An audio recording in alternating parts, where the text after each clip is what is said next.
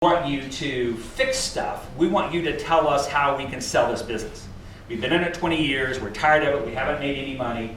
And we want you to tell us how we can appraise and value our business. So I prior to me coming in, they'd send me their financials and stuff like that. And I said, unfortunately for you, your business is worth nothing. So if you've got me here to tell you that your business has value, I said, I would never recommend anybody buy your business. It doesn't have any cash flow. You guys are taking out $26,000 a year apiece as owners. You got $2.5 million worth of business that you do, and you're only taking out $26,000 a year apiece. You're tired of the business. You're broken down. You've had it. It's worth nothing. So I said to them, so here's the question I'm going to ask you. I can either help you over the next 2 years make your business worth something so you can sell it, or I can help you make your business like what you originally planned it to be, like your 401k plan, so all it does every day is throw off $100 bills for you to take home so you don't have to run it anymore. So you tell me which of those two you want me to do, because I want to do two very different things. And if you want me to make your business so it's sellable, then we're going to do we're going to do something very different over here than if you want. And we kept moving it up because the quality of our work kept getting better and better and better. So he's at $91 an hour now. Kansas City is a very inexpensive city to live in. He's the highest I've got of any of my outdoor power equipment dealers anywhere in the country. And people go, how does he keep his business? He keeps it because he does what? We do great work. 70% of his work is with commercial cutters. We have a shop set up for commercial business. My son is a commercial landscaper in Kansas City. My son hates me because he pays how much an hour? $91. But you know what he loves? Great work. It always works when it's done. He said, you know what? He said they're high, but man, for commercial guys that their whole lives depend upon equipment working and having crews busy, when it leaves there, there's never a doubt. It's always right. And I tell people that's what it is. We're not going to be cheap, but we're always going to be what?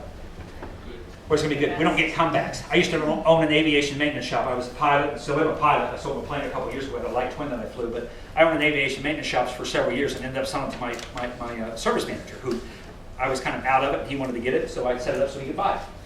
But I told my guys when I took it over, because I bought it, it was failing, and the guy that was working on my plane wanted to get out of it, and I could buy it right, so I bought it from him. And I basically did in that shop what we do in any other shop out there.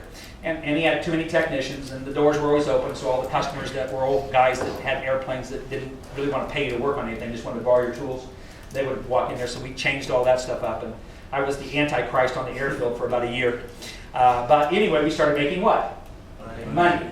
And we started making money, and through that process again, our quality of work went up, because I told my guys, I said, when an airplane leaves here, we don't get comebacks. Many people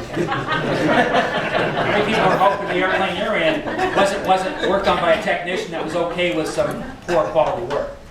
So I tell people, so on an airplane you have to log off, you have to sign off in a logbook on any repairs done, and you're certifying that airplane is airworthy. Because I tell people, these people are just like me, they're going to load in, their wife, their kids are going to be in an airplane, and they're expecting us to do what? Make sure that airplane is what?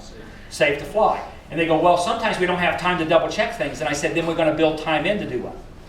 Double check things. And he said, well, then we'll lose work. And I go, well, we may lose work in the beginning, but we're going to be known as the place that does what?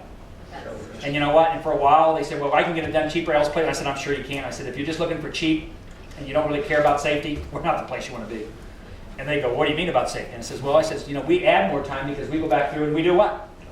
I said, it's your wife and your kids, it's up to you, but if it were me, I wouldn't mind spending an extra 15 minutes just to have somebody go back and double check it.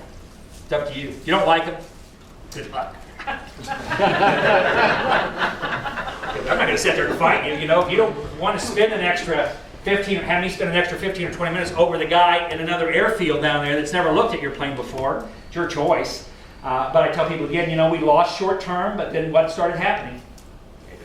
I tell people, you're always going to lose a little bit. You're always going to lose a little bit, but then it all starts to come back for you. And then that's what we were. We were known as the place, well, they're real high over there, but man, when it goes out of their shop, it's what? It's perfect. It's perfect. That's the vision for your shop. Anybody here even have a vision for your shop right now? Other than your vision is you hope you quit losing money? Okay. Well, that's not exactly the vision we're looking for.